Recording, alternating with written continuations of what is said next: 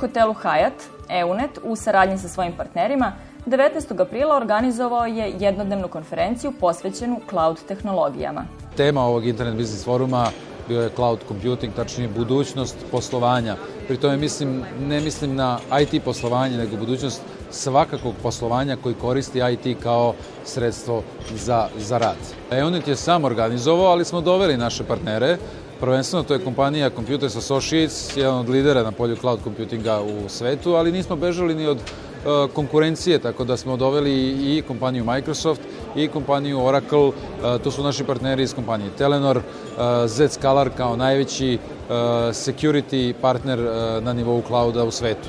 Naša poruka, ne samo kompanije EUNET, nego svih naših partnera, bila je da je mnogo sigurnije, kvalitetnije, jednostavnije i brže i jeftinije, naravno, svoj IT držati kod internet servis provajdera koji je profesionalno opredeljen da to sve obavlja na najvišem mogućem nivou. Predavači su učesnicima predstavili nekoliko desetina case studija koji su jasno ilustrovali prednosti clouda nad klasičnim IT rešenjima.